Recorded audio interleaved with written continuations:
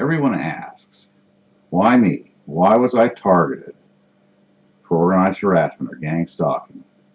It means a lot to me to make this video for you. People advance a lot of theories and they blame it on religion, or that they're advocates, or they got involved in some kind of a dispute, or blood type is a real popular one. Remember that organized harassment is as old as people living together in groups.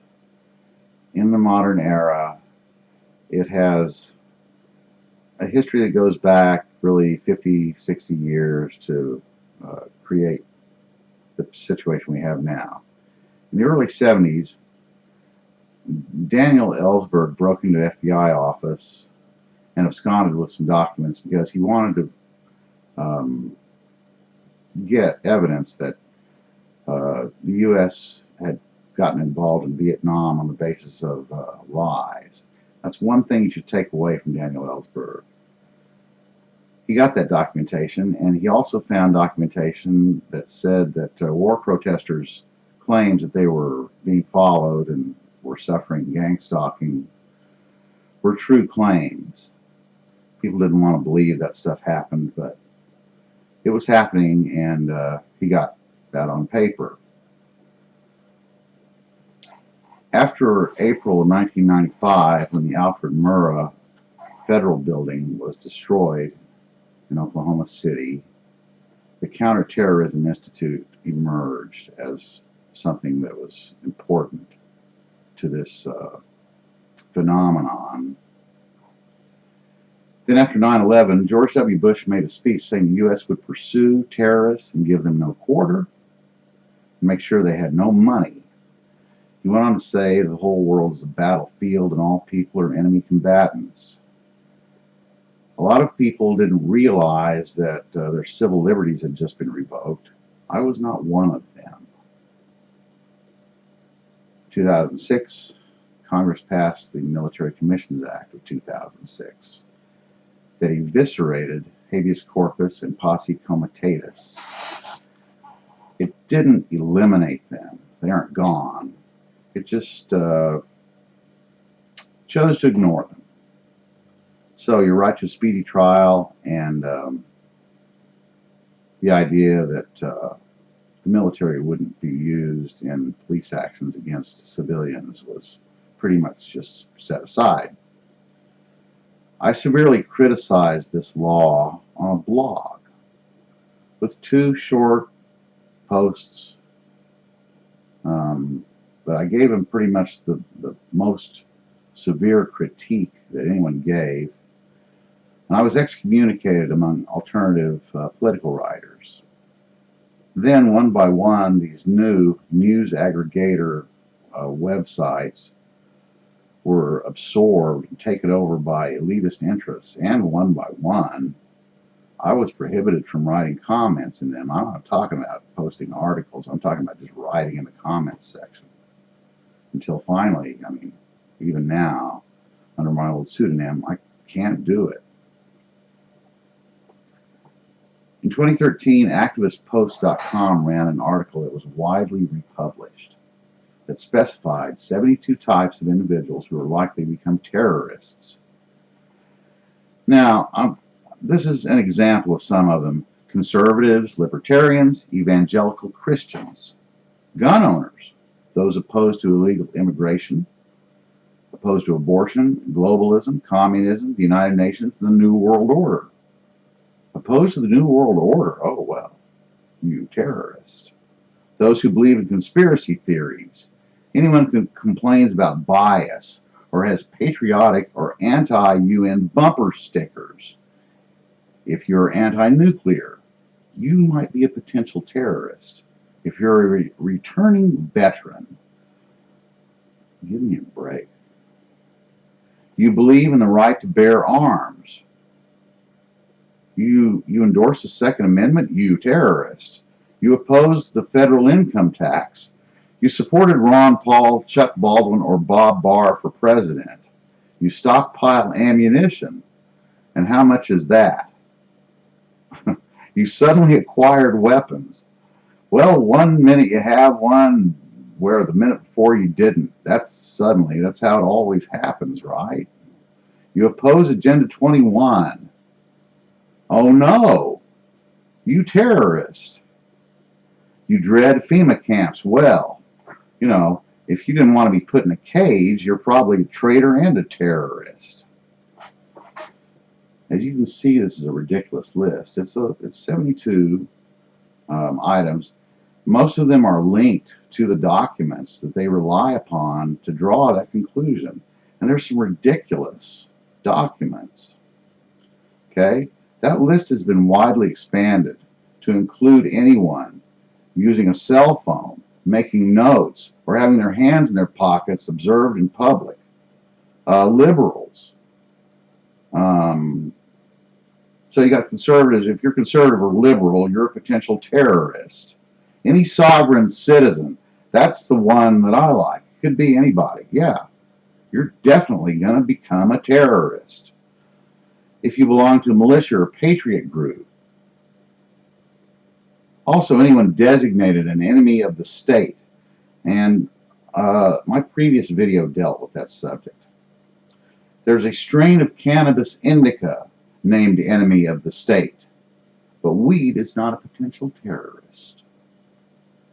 Examples of people designated an enemy of the state include, it's an interesting list, Jack Phillips, saying he doesn't design specialty cakes for gay weddings.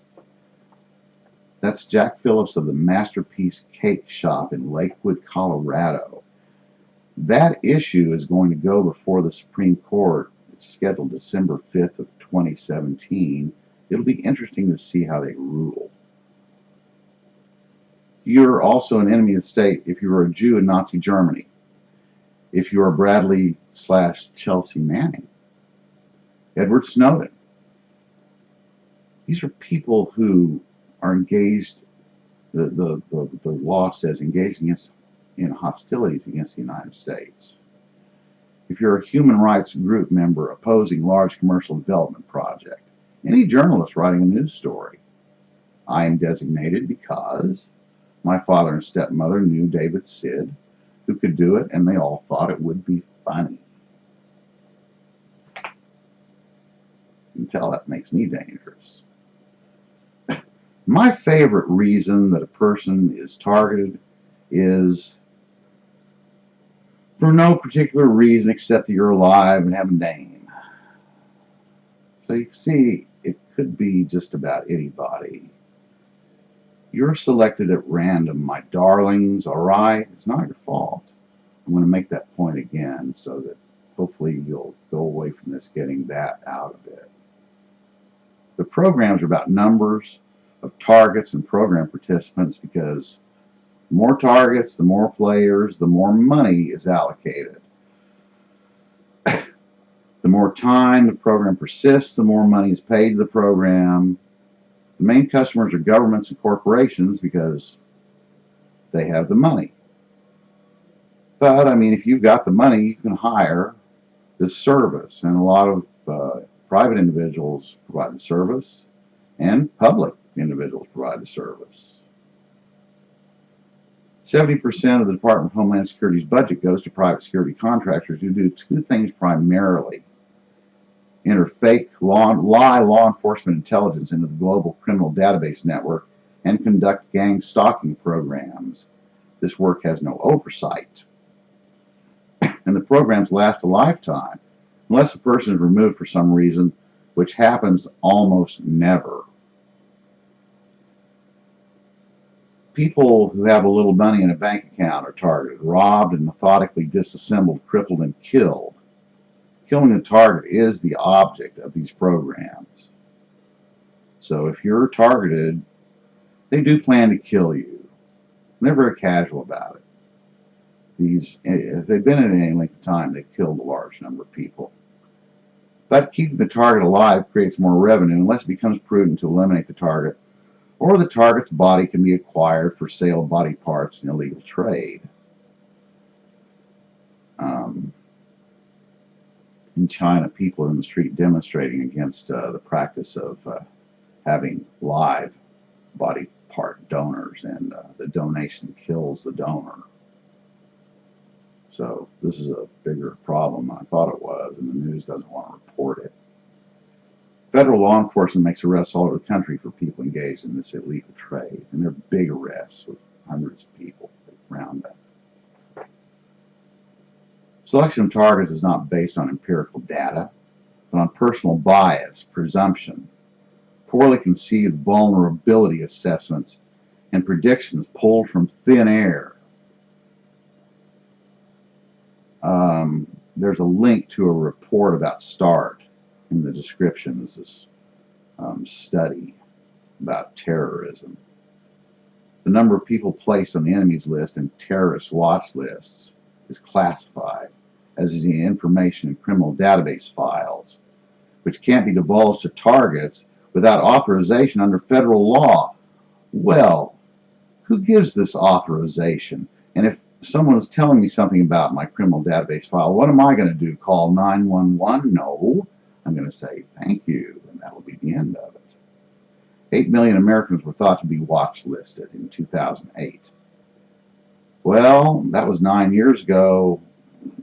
That number has increased exponentially.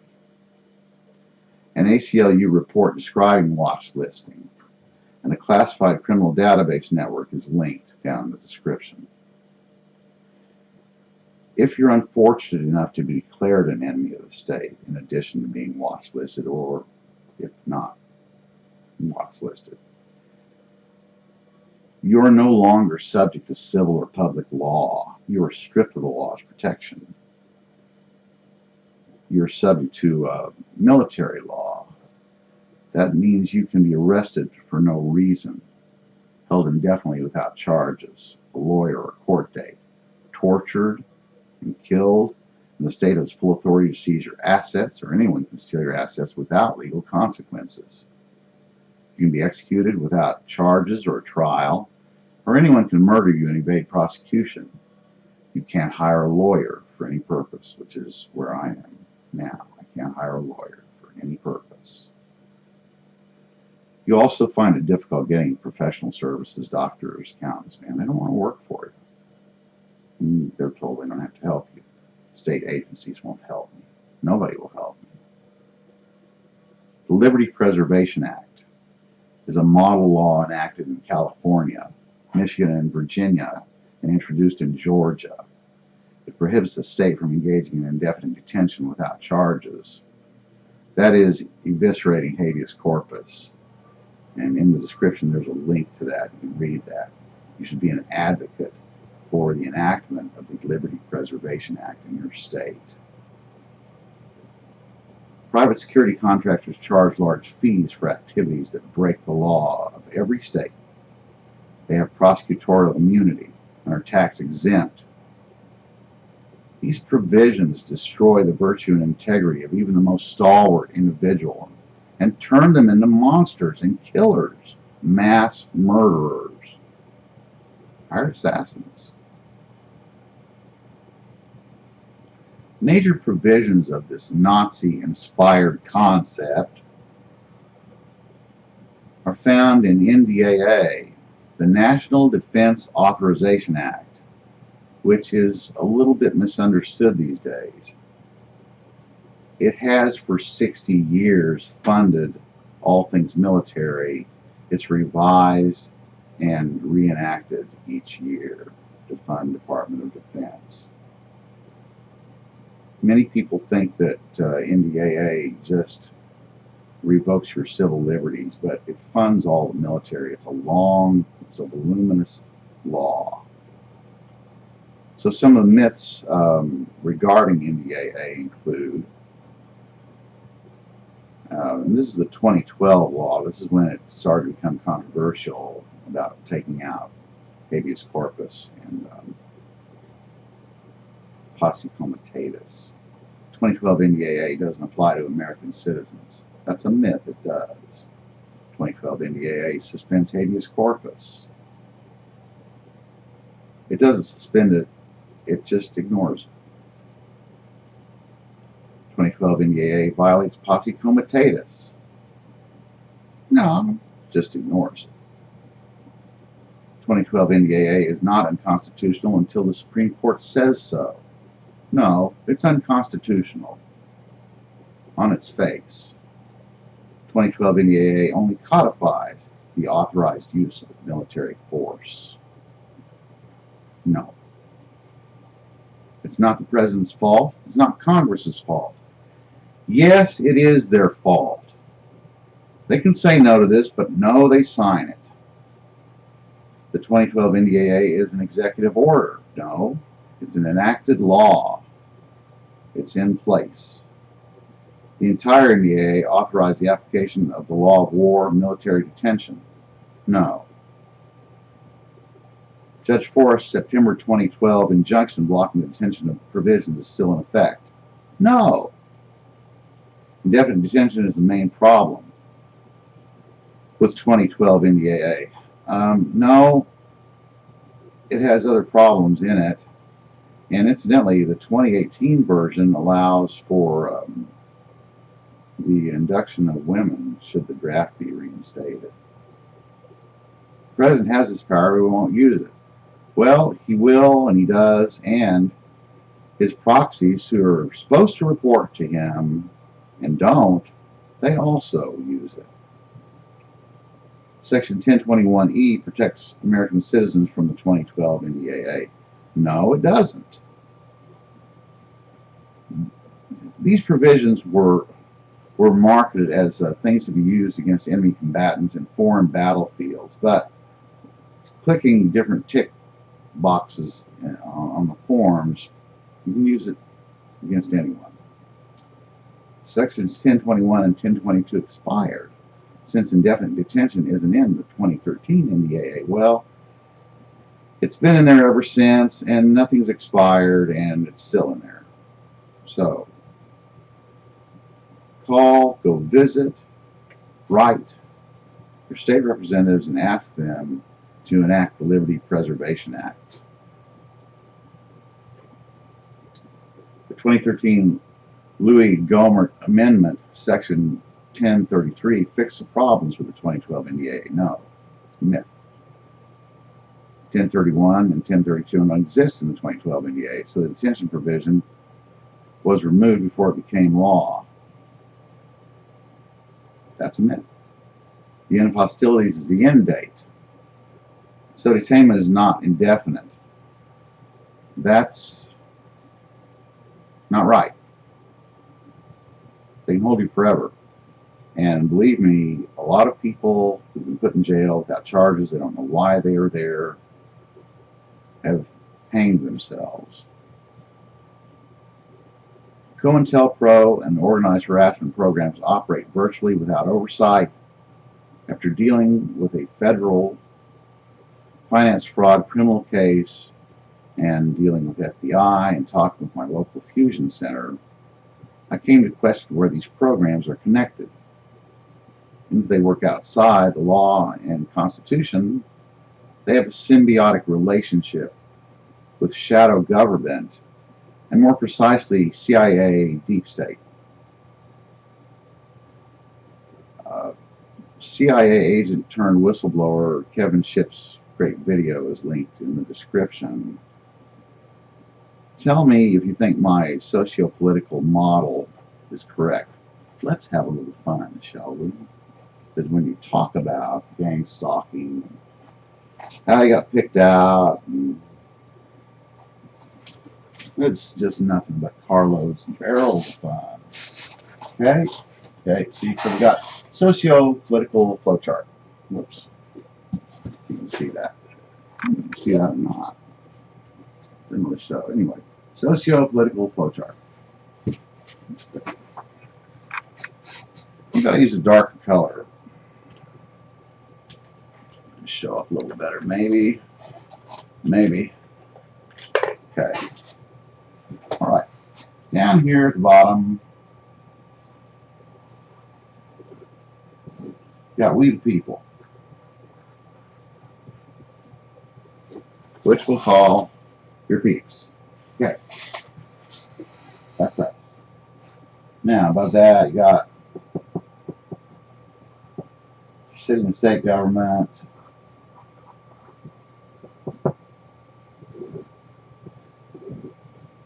Like this. See there? Yeah. Okay. Above this, you got your three branches: executive, legislative, judicial, federal government, we call FedGov, federal departments, agencies, bureaus,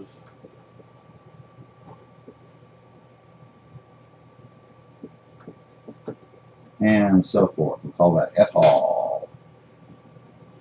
Now, ordinarily, we're all raised the idea that that's just as far as it goes.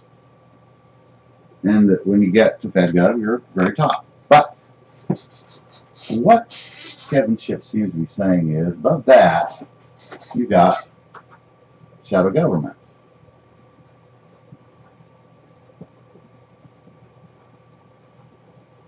And shadow government consists of a variety of different interests. And when you get up above FedGov, it turns into hundreds of thousands and then millions of people who have